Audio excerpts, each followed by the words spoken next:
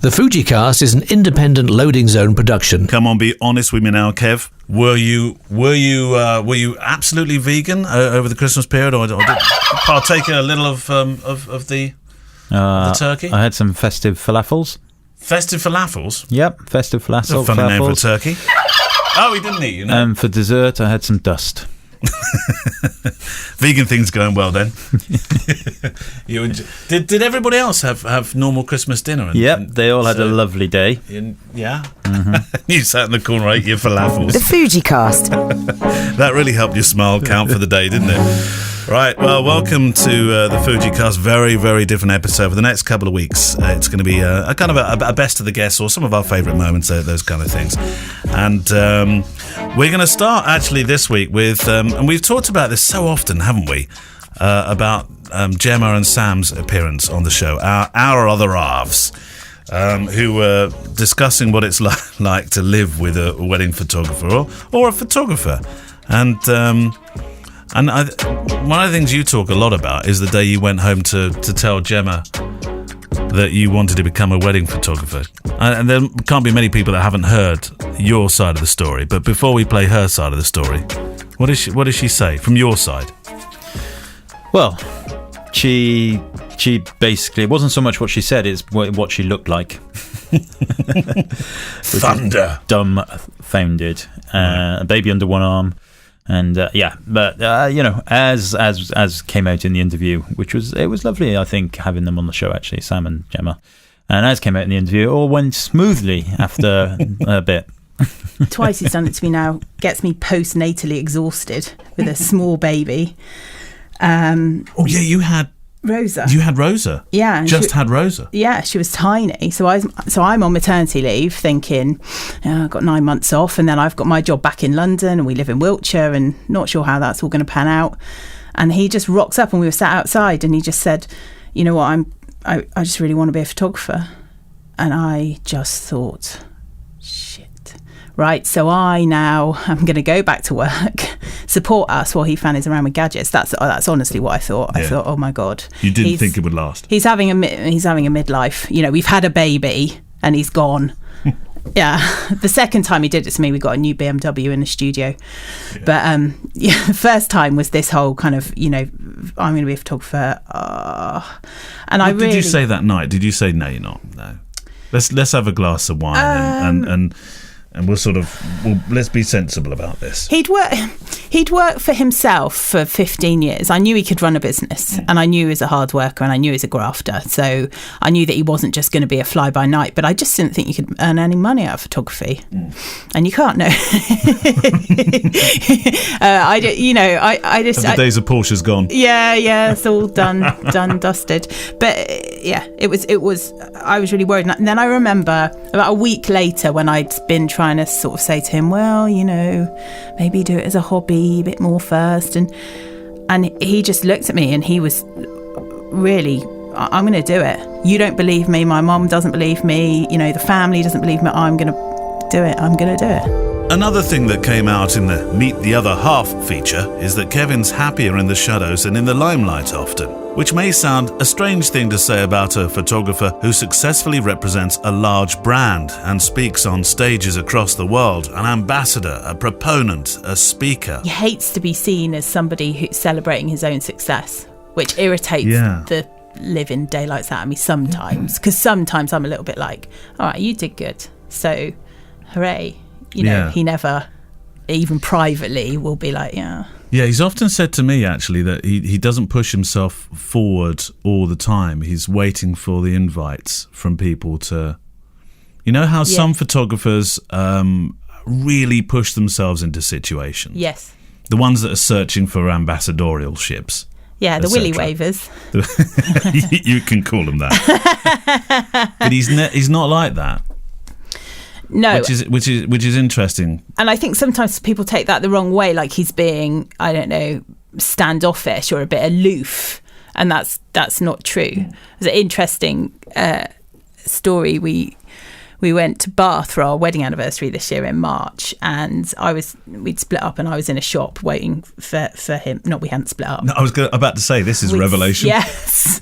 Hang on a minute. Jeff Goldblum, I'm ready for you.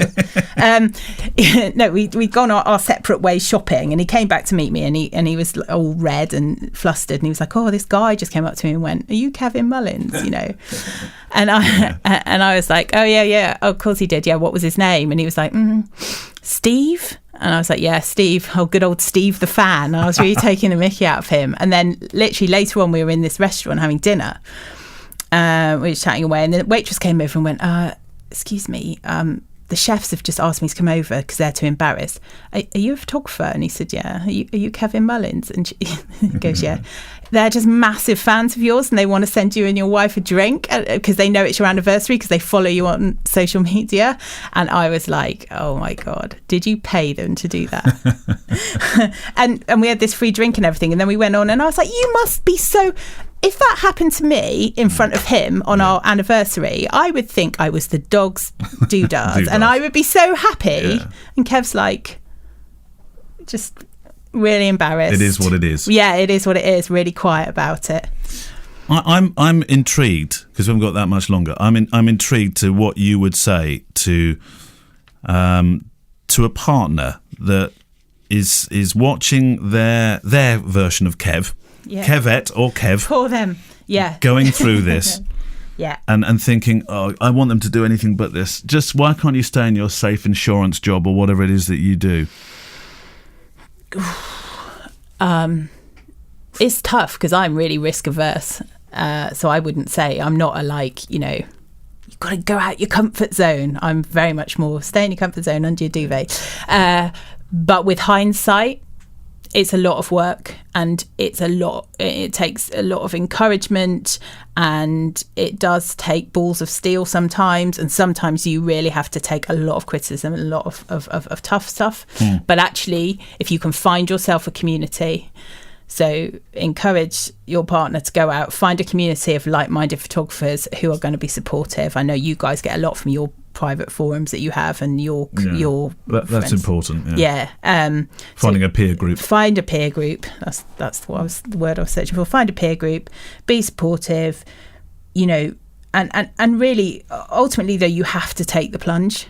I've met a lot of people through Kev who have a wardrobe full of cameras, and they're really good photographers, and they just can't take that. Just do it. Just see how you go. You'll soon find out. If you don't like it, don't do it anymore.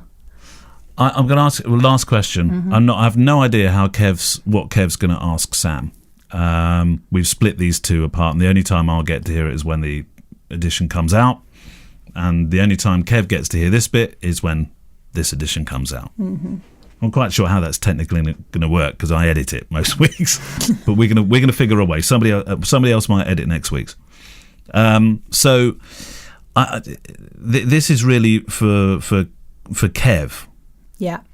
What do you say to your husband, to Kev, about how you feel about his work and what he's done and what he's achieved and where he should go and what he should do next? And wow. Okay. I would say, Kev, I am incredibly proud of you, and I think your work is beautiful. And if nothing else, our kids have the most amazing document of their childhood that you could ever wish for, which is just such a massive gift. And I think he should just carry on doing what he's doing. I think definitely life just takes you in the direction. I have faith now that he's built up, the skill set and all of the stuff that goes around that, just to let it take him where it will. And at the end of the day, if he wants to be a road sweeper or whatever, I don't care. Actually, it'd be quite nice to have him round on a Saturday. Or you know what, I always say this to him when we're having one of our rows, I just get back to work. He can retire, look after the kids. On this week's episode, some of our favourite, or if you will, pivotal moments in the first year of the FujiCast. A year of firsts for us, of course, from the very first link, the very first recorded moment where Kev sat across the desk from me, watching my hand hover over the big red go button. 1 2 1 2 1 2. You do realise now that pressing this record button means we have to record it.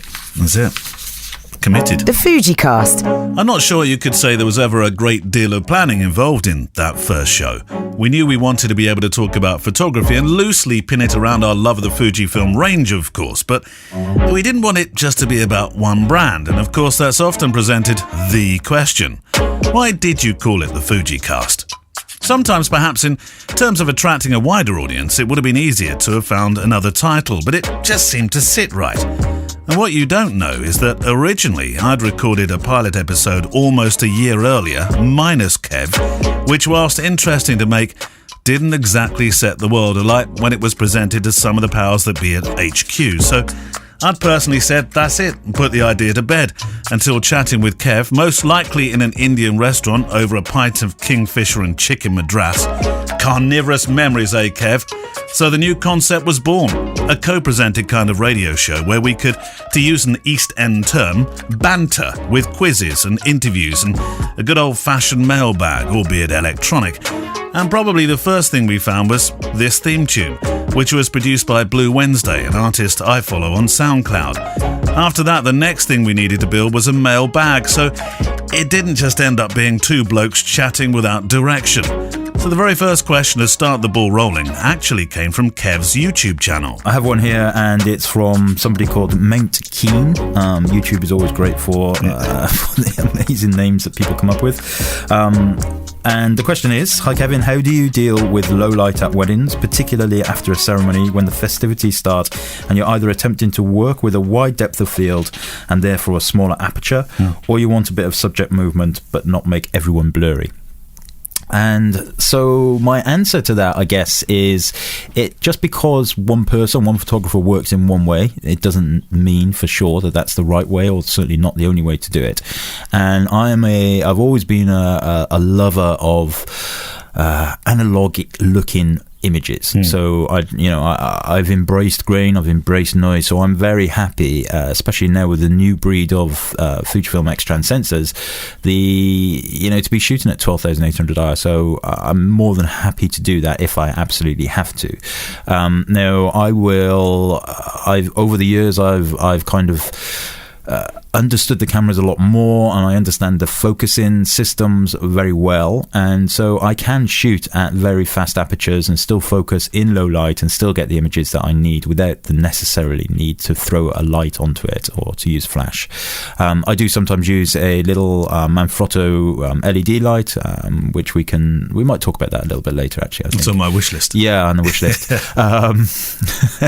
So that's pretty useful. But I think the question is relating to if I want to use a different aperture such as f5.6 or f8, and the brutal honesty to that is I don't, because if I need to shoot at f8 and it's very low light, my shutter speed is going to be too low. The ISO will not be able to go high enough, and the only way that I would be able to deal with that is by using flash.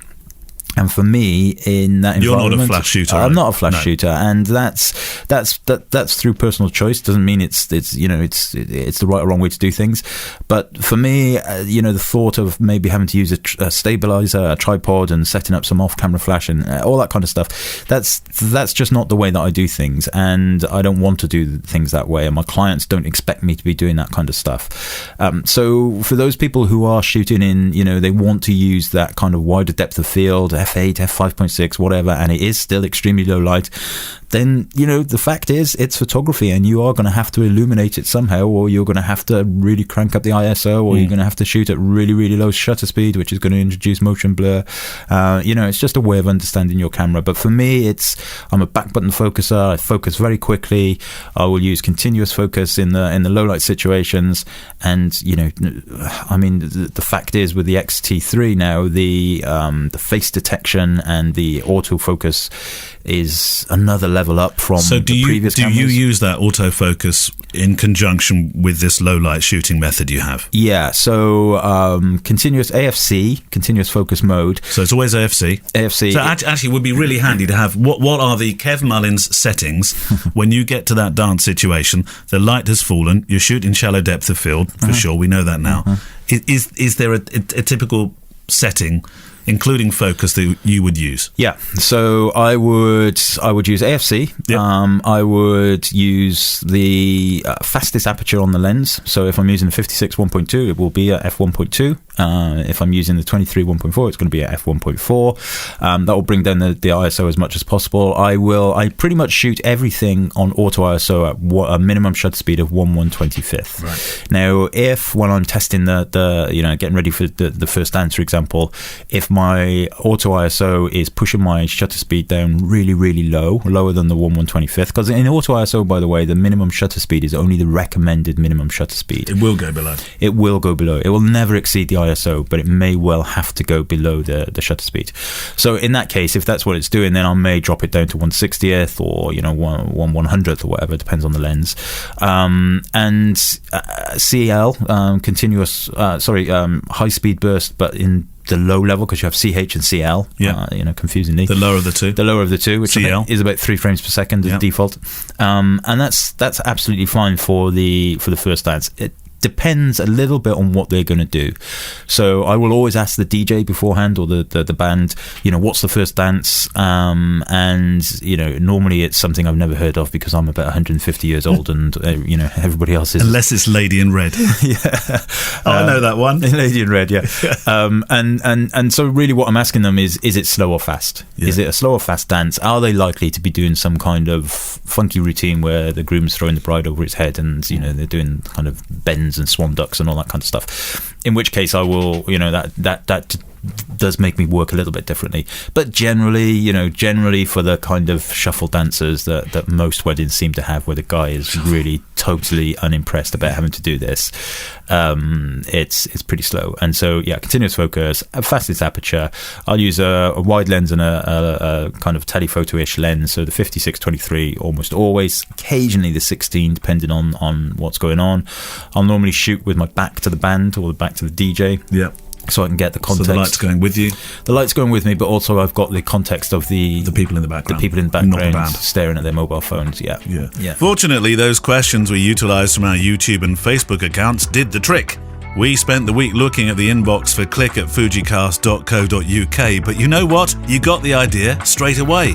And so come episode 2, we had our first question sent to the dedicated show address from a chap called Tim. Tim, you were the first. This email is from somebody called Tim Hothersall, or Hathersall.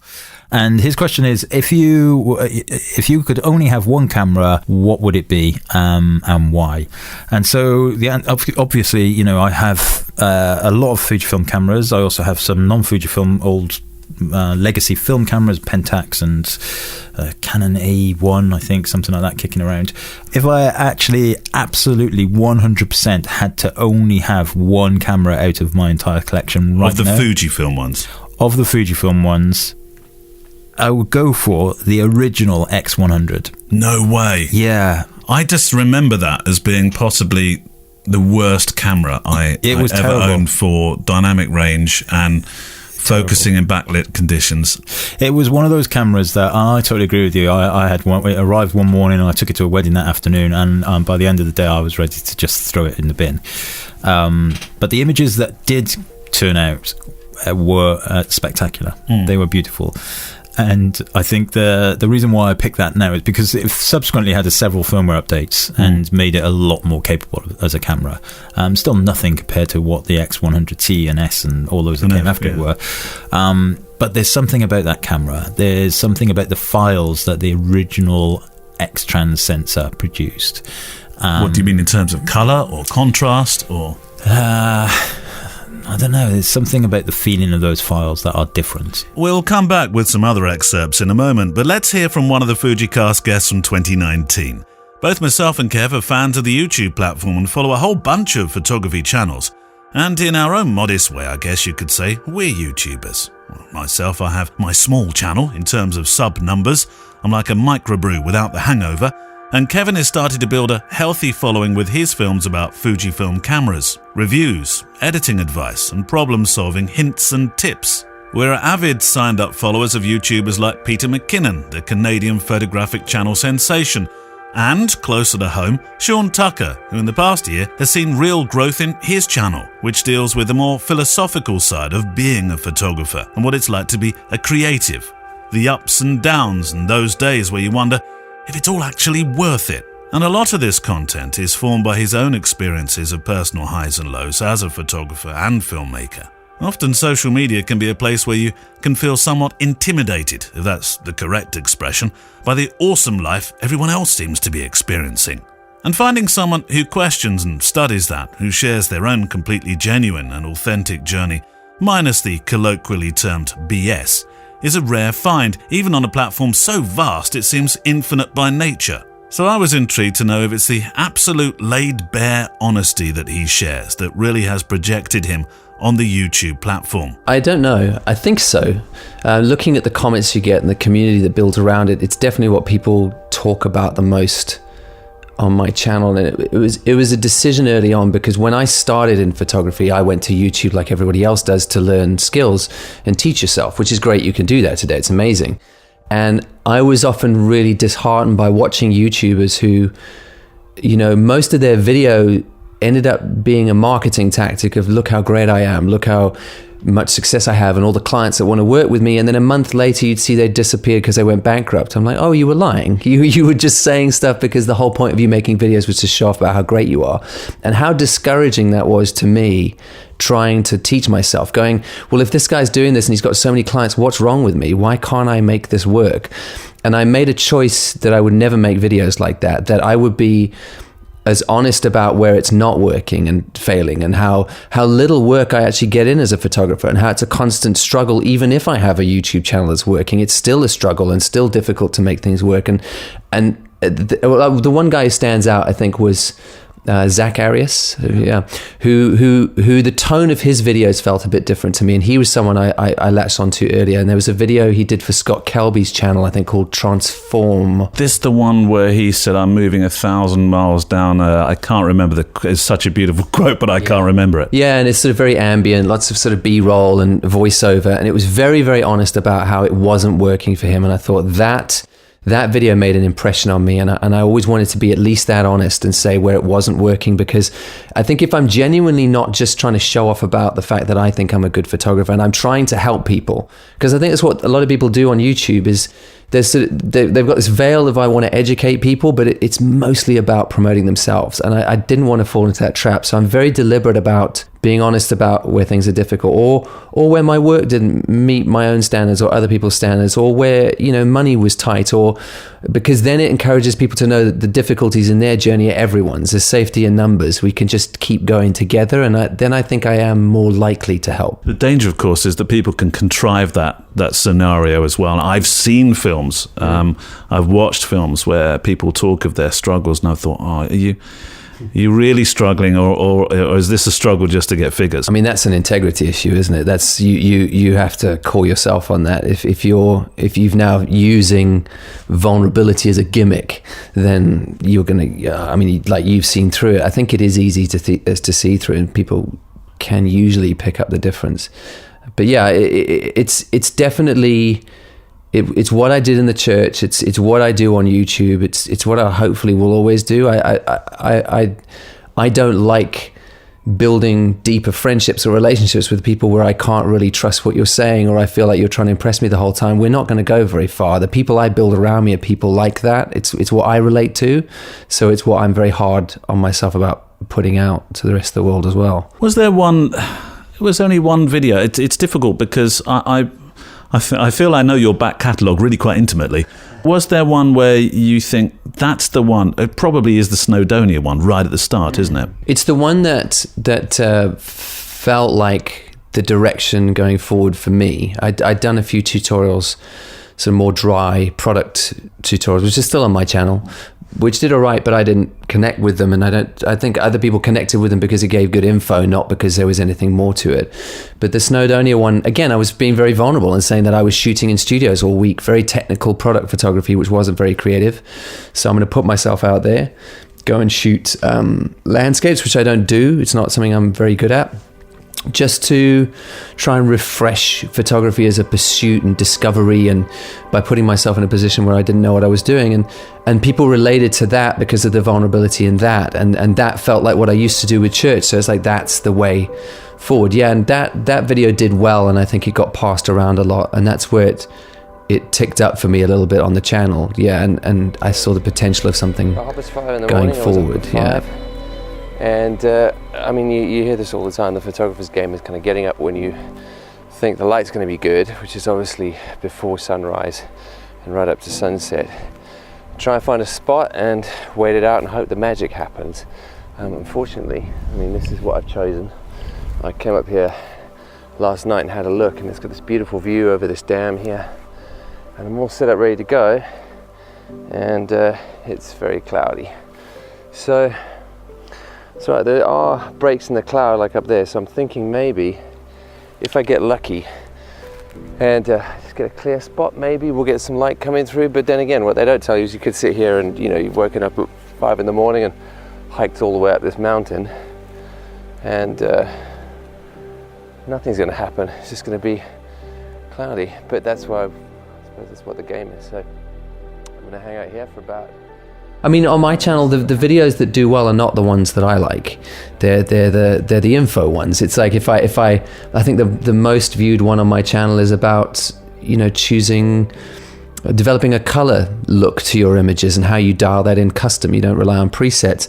I don't really care about that video. I care about something where I'm sitting and telling a bit of a story. They don't do as well. Like I just did one in January this year with my grandfather, who was showing through images he took in 1945, 46, 47 when he was in the Navy, including, you know, the ruins of Hiroshima and Nagasaki, and down to Australia and Singapore, Hong Kong, and amazing stories. Like I'm really happy I captured that and think it's a good watch. This one, I hope you can see it. He is a Japanese prisoner of war. We had him on board ship, Japanese prisoners of war on board as a working party.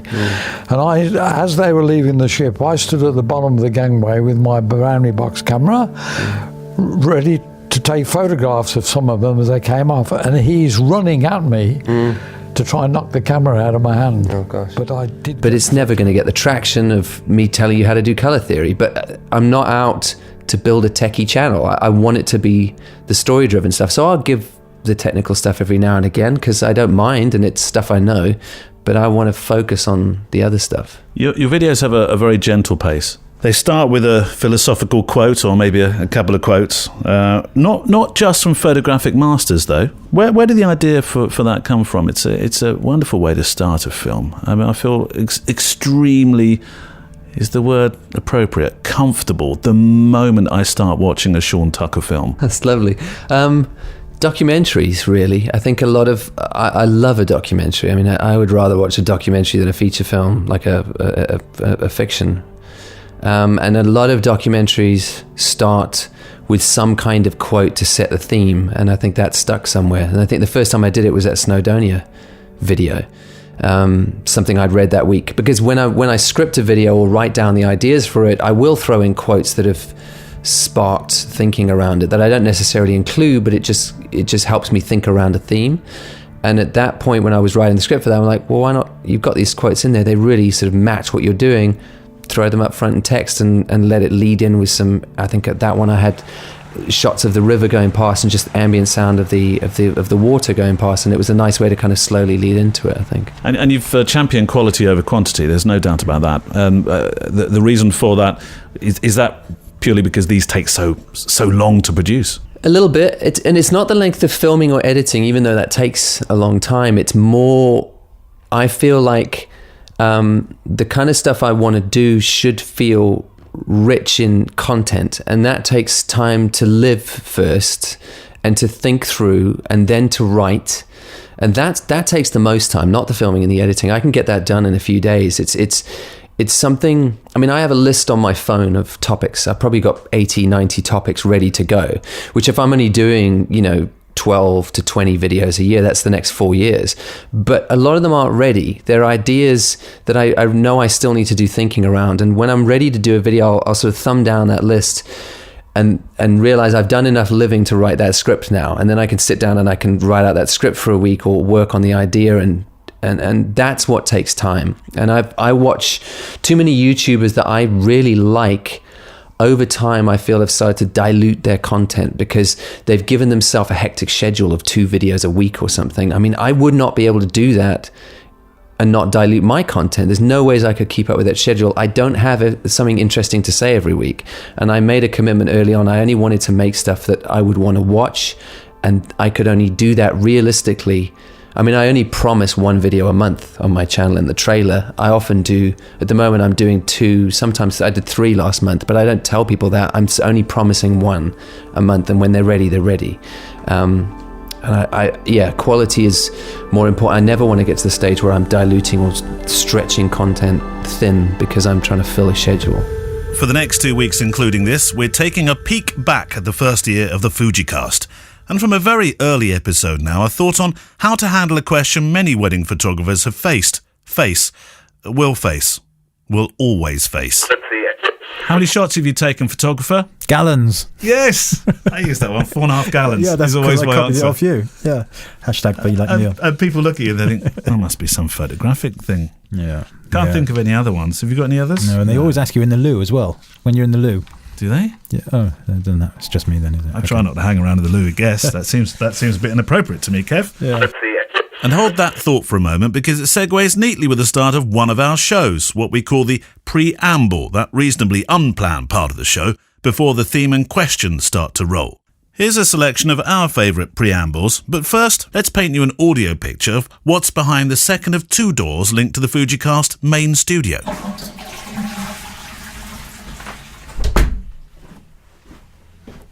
Right, that's better. Did I ever tell you, by the way, I stood next to Stuart Pearce in the loo. Stuart Pearce. That could be a whole subject of itself, couldn't it, really? Famous people you've stood next to in the gents. What was his nickname? Wasn't it like the Bulldog? Psycho. That was it. Yeah, we want to sit next to him in the toilet. Well, I didn't know what to say to him. I knew it was Psycho because I'd seen him in the pub where we were eating. And I wanted to say, that goal you scored. But he probably gets that all the time, doesn't he? Yeah. What do you say next to? I just grunted a bit.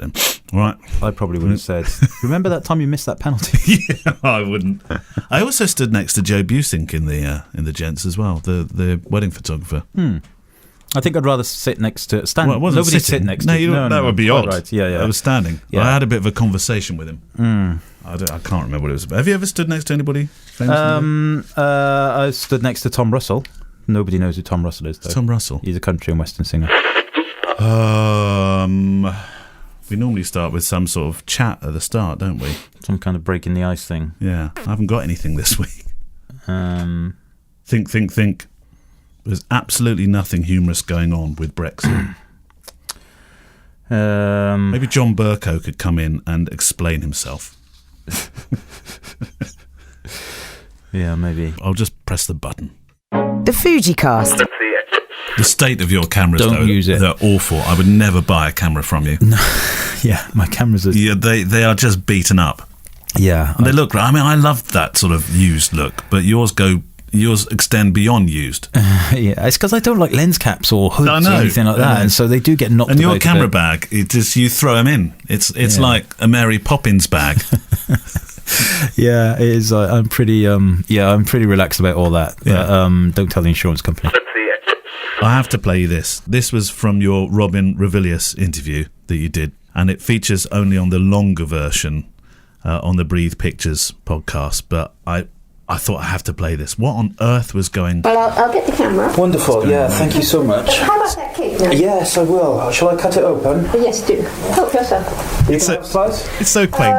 Probably not, I think. Oh, look, you said, are you going to have a slice? And she said, probably not. How did that make you feel now? Because look, listen now. You go to war with the wrapping. Look, how much wrapping is on this cake? I remember that cake. I haven't edited this longer. This is you opening the cake. I'm sure it was raining really hard. Hold on. I'd be awful at unboxings. You'd be rubbish at opening a cake. Look at this. Hold on. I'm going to have to cut it with... you know how YouTubers have really cool hunting knives and things when they sort of cut into things? I've got kitchen scissors. There we go. Look at this. You love books? Yeah. Sean Tucker's Collection 1 and Collection 2. Oh, look at that. Can I just add that I bought these? He didn't give these to me free of charge. No. I think it's important sometimes when you invest in... yeah, I absolutely in agree. people. So look, Collection 1 and Collection 2. Smell it. Quick. Do you think Collection 2 smells any different? Slightly more fruity overtone. It's not just the convenience that's, well, convenient in Studio One. We also have all the door buzzers and phone cams within a short reach, though the studio designer forgot to install a mute button if the microphones are switched on. And the Amazon man comes calling far more often than we'd like. Down to Mifsuds down in Brixham, down in Devon, and I went in with this bag and you buzzed. That's an annoying thing about that thing. I must learn how to turn it off. Let me go and get that quickly. You're listening to the first of two specials over Christmas and the New Year, where we take a joint look back at 2019, the first year of the FujiCast. Chris Floyd joined us a short while back on the show. He's a British photographer and filmmaker. His work is featured in Vogue and Vanity Fair, The New Yorker, The Sunday Times Magazine, and the list goes on. Occasionally on the show, we've talked about a new wave of photographers, and Chris, being one of the UK's more established and certainly experienced shooters in terms of time spent behind the lens, seemed keen to join in with that debate, though he doesn't lose any sleep over the subject of continually glancing over your shoulder, wondering if those with new ideas and a fresh perspective will start to take work off you as a pro. It's just the nature of life on Earth. It's, there are always younger creatures coming up behind the older creatures. I listened to your Tom Stoddart one actually, and that did really resonate what he said about the young and the old. It's youth versus experience, isn't it? And then that ties back in again to the thing I said when we started talking earlier about maintaining that sense of naivety and exploration in your work, because there's no reason why you can't be older and still have a young attitude and mindset in the way you go about your work. I mean, one of the things I've really noticed a lot, when I looked at the Taylor Wessing winners this year, one of the things that really occurred to me is how prevalent the use of film is now. And people like us who grew up in the film era and then had to deal with learning digital quite quickly, and then obviously we've kind of absorbed it, learnt it, now we're comfortable with it. And I do still have all my film cameras, and the one film camera I probably use more than any is my large format 4x5. Why that particular one? Oh, I just like pottering around with it. I like the process. It's the one thing you can't get from using the digital system is 5.4 or 10.8. But I do think that there is a fetishization of film that alludes to what I think of as that people are using it as a metaphor for having a soul.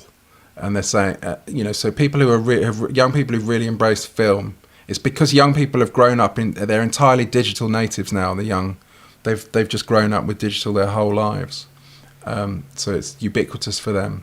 So the idea of latching onto film or playing vinyl records is another one. It's a way of saying, well, I'm thinking about it a little bit deeper than you are. Yeah. But if you're like us and you grew up in the era of film, then there's nothing that kind of magical about it. To me, it's a bit like the Wizard of Oz. It's like, oh come on, it's just a bloke round the back on a bike. For many new photographers coming into the business, or indeed amateurs happy to make pictures for the sake of, well, making pictures, the likes of Chris Floyd will no doubt be an inspiration. But who inspires the inspirers? Another darling of the commercial and editorial world, Amelia Trowbridge, featured on the show over the summer of 2019. She too has graced the pages of The Times and Vogue, along with Tatler, Rolling Stone, Dazed and Confused, a social documentary maker embracing film, fashion, politics, the arts and society. Dorothy Lang was her immediate source of inspiration. But why? Well, it was the first time I'd seen a female photographer, I guess, as an explorer and as an adventurer. We're pre-internet here. We're not taught at school about women doing those things. So you don't really know that they do these things, if that makes sense. Yeah. I wasn't surrounded by people in my immediate circle, in my friends and family who did things like that. So I think when you find someone that's done something that inspires you, it gives you a jolt, and it was, but that image that she shot of the mother and child, it was sort of female suffering. And in a way, I was actually rejecting that. I'm very much a Generation X kind of woman. And I was like, well, my life's not going to be about suffering, she says. And I wanted to live life, and I wanted to see it, and I wanted to fall, and I wanted to succeed. And I think with a camera in my hand, it makes sense. Does the camera choose you, or do you choose the camera? Yeah. I felt like it chose me. Let's start back in with those travels then. I'm going to go back to the 90s, and you won the Ian Parry Award for your project called Dublin's Urban Cowboys. A real gritty inner city story about it's youth and there's desperation, with a serving of hope, if that doesn't sound too much like a cliche. But there was hope. But for young riders and their horses in the city, which is a story I just wasn't aware of. But those horses in that city, they were quite a feature of that urban landscape. But I'm intrigued how you were drawn to that story. I saw a little documentary on them on the TV, and I was like, I need to go there. And it was like, that's my story. And I got on a plane on my own, and I hired a Nissan Micra, and I didn't know where I was going. I couldn't find it. And I kept kind of asking people, and they're there on a Saturday morning in the grey, horrible Irish weather, were all these kids playing in the kind of in the square there. And they were bareback riding, and there were no adults. There were just no adults around. And I remember, that we forget, we take it for granted, people see this bombastic side of me, and actually I'm also a very gentle woman, and I was very insecure, and to walk up to a stranger at the beginning was a really big deal. It was like going out of your comfort zone. It was jumping off a cliff, and you don't know anyone, and I did it, and I remember feeling so nervous and so sort of scared, and it was just an absolute connection with those kids. I mean, it's very up close and personal, these pictures. I would imagine your work. I felt an absolute connection to these children. It's work that you made almost a quarter of a century ago now, isn't it? I mean, it's formative work. 21, 22. I just left university. But it still takes very valuable page space on your website, so it's something that you're still very connected with, isn't it? It's a tough industry, as we all know today, and I know it's all about, you're only as good as your last job, and it's about what you do now. But I'm really proud of the fact, one of my, people are like, what are you most proud of, or what's your greatest achievement? It's like surviving as a photographer, earning a living for 25 years, and that is because it's really hard, and I think those pictures are important. Coming up, some news about the first birthday show, which will be on Thursday 30th of January at the House of Photography in London.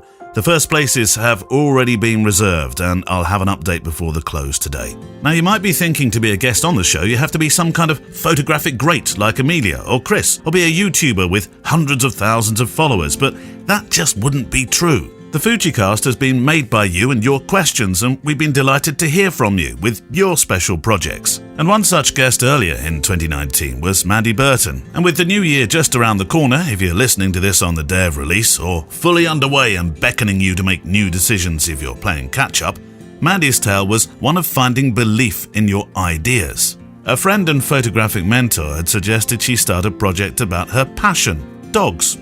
The idea became a project called 100 Strangers and Their Dogs, and the project grew into a book. But for Mandy, who wasn't exactly keen on just walking up to strangers full stop, if the photo project was to even get off the ground, she had to get over that initial fear. Because the whole thing starts with, I love this story, you're on a bike and you approach this, I think there was one aborted mission prior to this guy, but you approach this tattooed muscle guy with his staffy bull terrier. Yeah, fishing rod in his hand. Do you remember how it felt, or how you felt more appropriately? You see, a few days previous, because I cycle to work and back along the canal, it's absolutely brilliant. But I'd been practicing cycling up to it, right? Hello, da da da da da. You go through it in your head what I'd say, because I was toying with the idea, but then I didn't think I'd ever do it.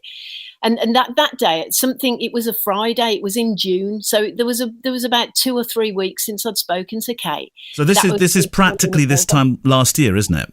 Yep. June 15th, I think it started. Yeah. And I remember cycling up, and I saw this guy with the retriever, the guy that I was too scared to ask, and I thought, right, I'm going to do it. Cycled up straight past. I just couldn't. I was just like, I bottled it, and then I was so angry and disappointed at myself, and I rode on for maybe, I don't know, maybe another 2 minutes, and then I saw this massive guy coming up. And I thought, well, if I can ask him, I can ask anyone. And before I knew it, I'd braked and blurted out at about 100 miles an hour, "Excuse me, I'm doing a project called 100 Strangers and Their Dogs. Is it okay if I take your picture? It's okay if it's a no, but if I could just, that would be," and he just looking really bemused, just like really chilled out and relaxed in the sunshine. He went, "Yeah, that's absolutely fine." And it was like, so I got my camera out of my bag. My hands were shaking so much, I'm surprised I didn't drop it in the canal. And and I was holding it up like, oh God. I had it. I think it was aperture priority, and I knew nothing about lighting or direction of the sun. I just thought I think when you hear people talk, keep the sun behind you. So I had the sun behind me, and he looked a bit like a raccoon because the harsh shadows, because it was around midday, I didn't know any of that. So I just took about 3 or 4 shots. Went, "Oh, thank you." Showed him the back of the camera. Tried to get it in my bag, but I swear my hands were just like. Got on my bike, hold on to the handlebars as best I could with jelly arms. Tried to pedal. My foot slipped off the pedal. It must have looked like, oh my life, what is up? It's like a carry-on film. Yeah. Talking of books, over the last couple of months, Joe Houghton was a guest on the show. Joe, like Mandy, had found a passion project, and he too was keen to publish. He published Streets of Dublin through Amazon, and I was keen to find out how. For many photographers, pro or indeed amateur, publishing your own photography book is a bucket list item, and if it's something on your to-do document for a new decade, I thought you might be quite pleased by what you're about to hear in the next few minutes. First up, I asked Joe what he thought he'd learned from the whole adventure. I suppose the biggest thing is it's very achievable.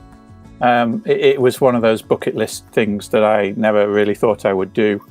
But flicking through Instagram, as I often do of an evening, I realised that I was wasting, almost an hour an evening sometimes on social media. Yeah. And I started to... that evening, I put it down and I said, right, I'm going to use this hour. And I opened up a Google Doc and I started writing. And 6 weeks later, so, 50 hours of writing later, I had the book. I don't think it's going to win any literary awards. It's me talking onto the page. And then it was just a matter of figuring out Amazon, Kindle Direct Publishing, KDP, which is pretty easy. I mean, they walk you through the process. So, sorry, who did you do that? So you used what to do that? So I used a thing called Amazon KDP, Kindle Direct Publishing. Okay. So you basically just Google KDP and up it comes, and it's a series of pages, and they tell you to upload the PDF here and put in the keywords and various terms and things, and then a week later you get an email saying you are now a published author. And how does that work with regard to because you've not bought a print run of say 500 or 1,000? As people purchase the book, how does that work? It's print on demand. So basically, Amazon have created this whole infrastructure, so anybody can create a book and upload it. So it's all done electronically. So let's say you log on to Amazon now and you find Streets of Dublin and you order a copy. Then they just print that and they ship it to you. If I as an author want 50 copies, I can just order a box full and then they'll print them up and they'll send them to me. So it makes the whole process very, very easy, and it can be absolutely free. The only cost to me, apart from time, obviously, was that I bought the ISBN number. The number on the barcode at the back of the book. If you want the books distributing into physical bookshops, you have to buy your own ISBN. And is that an expensive process? No. You can buy a block of 10 for about £120. Oh, okay, all right. Or one costs £80, I think. So you buy a block of 10 and keep them for your next book.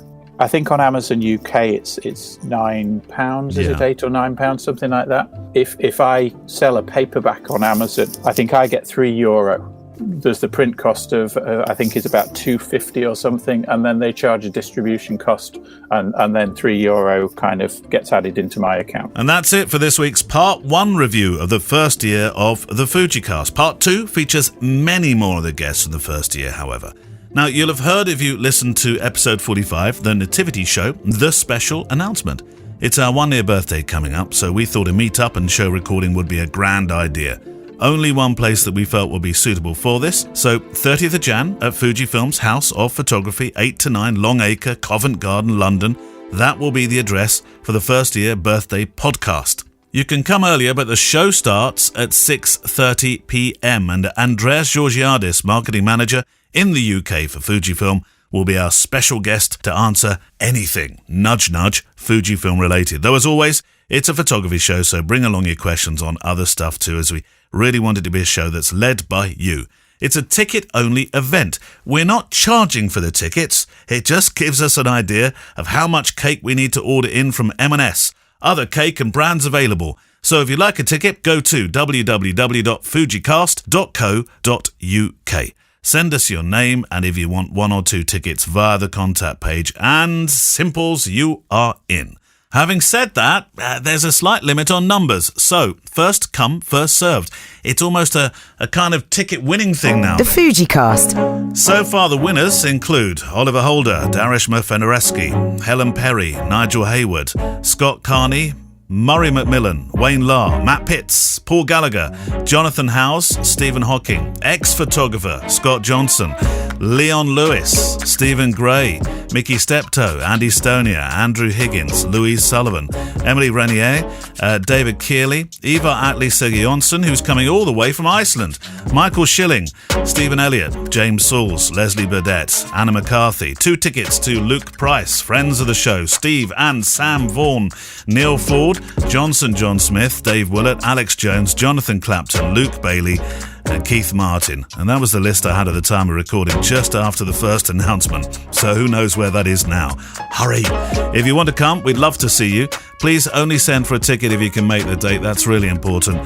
Come earlier than 6:30 to have a look around this incredible new Palace of Photography, Nevermind House.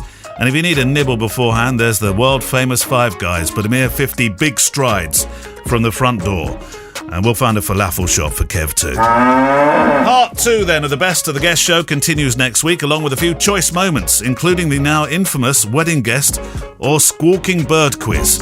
If you're listening with just days or maybe hours to go to a new decade, hope your new year comes in with the greeting you think it deserves. If it's already 2020, then welcome to that new decade. The FujiCast returns next week with regular programming continuing the week after, including a special edition almost straight away from Switzerland, as 2 blokes and a pile of Fujifilms head to the slopes to go out shooting a wedding together. Anything could happen. The FujiCast is an independent loading zone production. Email the show with your questions and words of wisdom to click@fujicast.co.uk. Email any complaints and political nonsense to our wives, who will deal with your comments in their own good time and in their own good way.